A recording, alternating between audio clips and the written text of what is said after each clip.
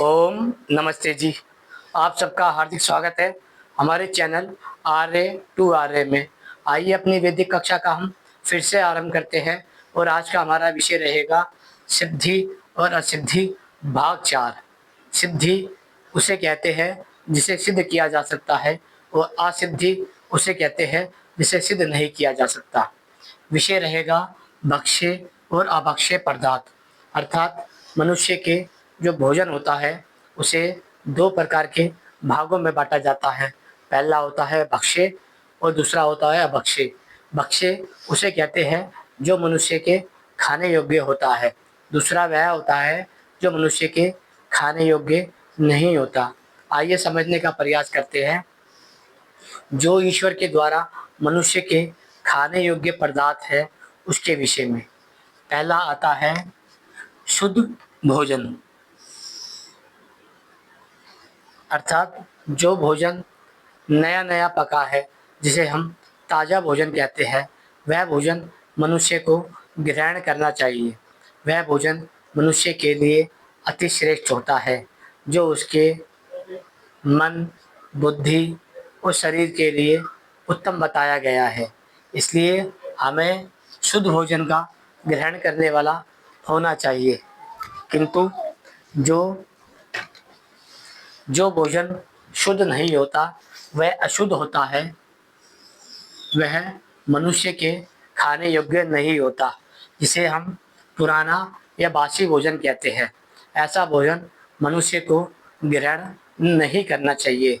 यह मनुष्य से इतर जो योनियां होती है, जिसे हम पशु, पक्षी, कीट, पतंगे, जीव जंतु आदि कहते हैं, यह उनके खाने के योग्य होती है। इसलिए हमें यह समझ लेना चाहिए कि मनुष्य का भोजन शुद्ध आहार होता है, ना कि अशुद्ध आहार। दूसरा आता है मनुष्य को स्वच्छ और साफ सुथरा भोजन करना चाहिए, अर्थात मनुष्य को कभी भी मलिन भोजन नहीं करना चाहिए। जो गंदा हो चुका है, जो अपवित्र हो चुका है, ऐसा भोजन मनुष्य के करने योग्य नहीं होता। उसे पशु पक्षी, कीट पतंगे या अन्य जीव जंतु के लिए छोड़ देना चाहिए। इसलिए जो अस्वच्छ यानी कि गंदा मलिन भोजन होता है वह पशु पक्षियों के लिए होता है। तीसरा होता है हिंसा रहित पीड़ा मुक्त पदार्थ, अर्थात मनुष्य को ऐसा कोई भी भोजन ग्रहण नहीं करना चाहिए जो हिंसात्मक रूप से बना हो, अर्थात किसी की हत्या करके बना हो, चाहे वह पशु पक्षी हो, चाहे वह कीट पतंगे हो, चाहे वह जीव जंतु हो। ऐसे किसी भी प्राणी की हत्या करके प्राप्त हुआ मांस भक्षण मनुष्य को नहीं करना चाहिए। इसलिए मनुष्य को ये ध्यान रखना चाहिए, ना ही मनुष्य को अशुद्ध भोजन ग्रहण करना चाहिए, ना ही उसे अस्वच्छ गंदा भोजन ग्रहण करना चाहिए और ना ही उसे हिंसा से सहित पीड़ा, हत्या से युक्त भोजन ग्रहण करना चाहिए। यह तीनों के तीनों जो भोजन है, जिसे हम आभक्ष्य पदार्थ कहते हैं, यह पशु पक्षी, कीट पतंगे और जीव जंतुओं के लिए होता है। किंतु मनुष्य की जो प्रवृत्ति है वह दो प्रकार की होती है। पहली होती है सज्जनों वाली और दूसरी होती है दुष्टों वाली। जो ये सज्जन प्रवृत्ति और ये दुष्ट प्रवृत्ति है, इसका मुख्य कारण होता है कि मनुष्य के द्वारा खाया हुआ आहार। जब वह शुद्ध भोजन खाता है, स्वच्छ भोजन खाता है और हिंसा रहित भोजन खाता है, तो वह सज्जन प्रवृत्ति का होता है। किंतु जब वह अशुद्ध भोजन खाता है, अस्वच्छ भोजन खाता है, हिंसा सहित भोजन खाता है, तो वह दुष्ट प्रवृत्ति का हो जाता है। मनुष्य को अपनी दुष्टता का त्याग कर कर सज्जनता की ओर आना चाहिए और जो भोजन पशुओं के लिए, पक्षियों के लिए, जीवों के लिए, जंतुओं के लिए, कीटों के लिए और पतंगों के लिए है, उसे छोड़ देना चाहिए, क्योंकि यह भोजन मनुष्य के लिए नहीं होता और ये भोजन मनुष्य के लिए होता है। संसार में दो ही प्रकार के भोजन होते हैं, पहला भक्ष्य भोजन और दूसरा अभक्ष्य भोजन। भक्ष्य भोजन मनुष्य के लिए होता है और अभक्ष्य भोजन अन्य कीट पतंगे, पशु पक्षी और जल जीव जंतु के लिए होता है। लेकिन हमने क्या करा है, जो पशुओं का खाना होता है उसे खाना आरंभ कर दिया है। हम अब बासी भोजन को भी खा जाते हैं, गंदे भोजन को भी खा जाते हैं और पीड़ा से भरे भोजन को भी खा जाते हैं, जिसके कारण मनुष्य धीरे धीरे दुष्ट प्रवृत्ति का हो जाता है। उसे बलात्कार, हत्या, भ्रष्टाचार या अन्य घोर घोर अपराध करने में भी संकोच नहीं होता, क्योंकि उसकी बुद्धि राक्षस प्रवृत्ति की हो जाती है।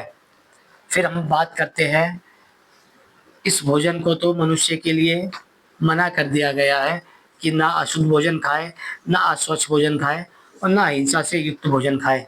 फिर आता है ये जो शुद्ध भोजन है, जिसे हम शुद्ध कह रहे हैं, स्वच्छ कह रहे हैं, हिंसा से युक्त कह रहे हैं, हिंसा से रहित कह रहे हैं, ऐसा भोजन मनुष्य के करने योग्य होता है। किंतु मूल रूप से इसके अंदर भी दो प्रकार का भोजन होता है। पहला होता है जो बादिया मनुष्य में उत्पन्न करता है, जो पेट की बीमारियां या अन्य प्रकार की बीमारियों को उत्पन्न करता है, जो भारी भोजन होता है, शरीर में देर से जिलता है।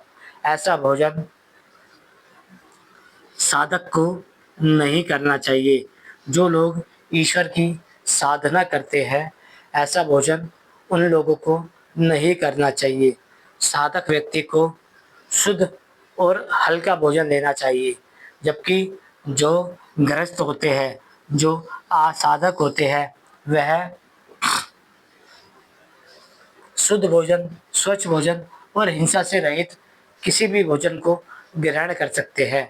मूलभूत हमें ये बात समझ लेनी चाहिए कि जो बासी भोजन होता है वह साधक के लिए मना होता है।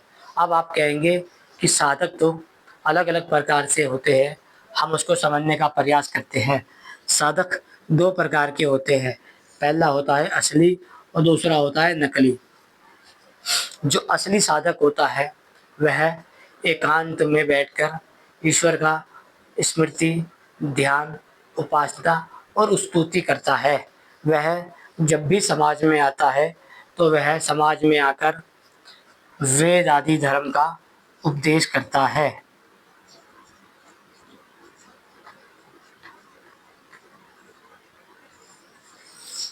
ऐसा व्यक्ति असली साधक होता है, जो वेद आदि अध्ययन करता है और समाज में वेद विद्या का प्रचार करता है।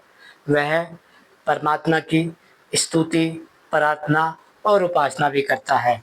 ये जो असली साधक होता है, यह इसी भक्ष्य पदार्थ का सेवन करता है, जो शुद्ध हो, स्वच्छ हो और हिंसा से रहित हो। इसलिए हमें समझ लेना चाहिए कि असली साधक कौन सा होता है। फिर आते हैं नकली साधक। नकली साधक क्या होता है?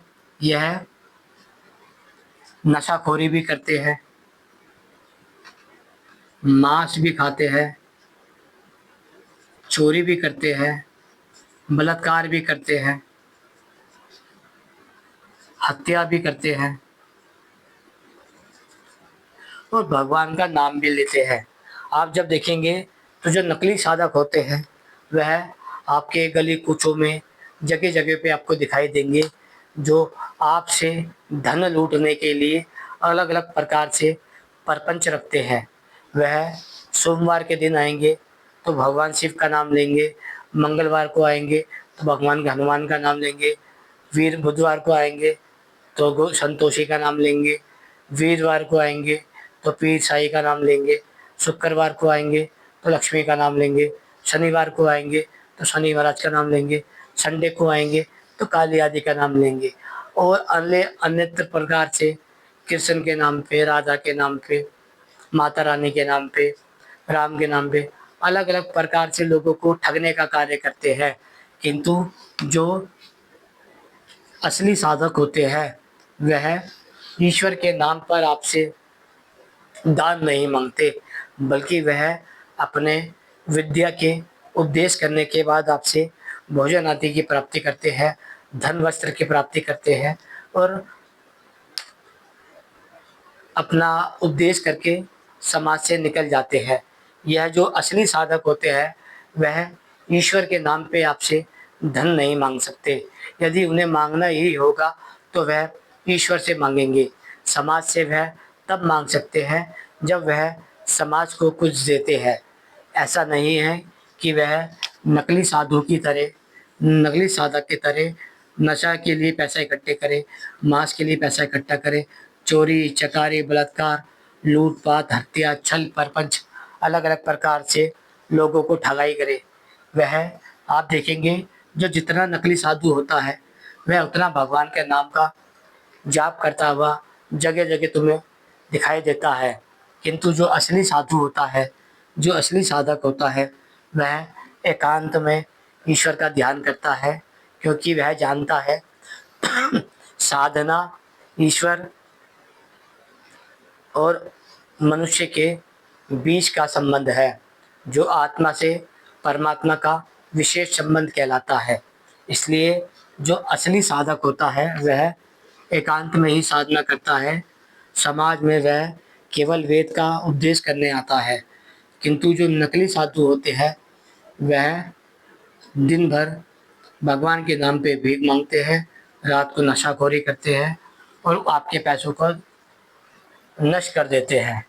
आशा करते हैं विषय सरलता से समझ आ गया होगा कि जो भक्ष्य पदार्थ होता है वह शुद्ध भोजन, स्वच्छ भोजन और हिंसा रहित होता है। जो अभक्ष्य भोजन होता है वह अशुद्ध, अस्वच्छ और हिंसा सहित होता है।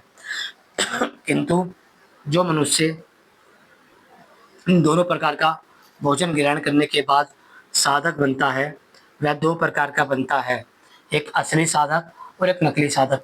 जो असली साधक होता है वह एकांत में साधना करता है, समाज में आके उपदेश करता है, अपने दान दक्षिणा लेता है और चला जाता है। जो नकली साधक होता है वह दिखावे के लिए सबके सामने भगवान का नाम लेता है, समाज से पैसा लूटता है, नशाखोरी करता है, चोरी करता है, चकारी करता है और गायब हो जाता है। इसमें मूलभूत आपको ये समझ आता है कि जो बड़े बड़े पदों पे लोग बैठे हुए हैं वे आज के नकली साधु बने हुए हैं, जो समाज का धन लूटते हैं और गायब हो जाते हैं। आशा करते हैं ये विषय आपको सरलता से समझ आ गया होगा। समझ आ गया है तो वीडियो को लाइक कर दीजिए और नमस्ते।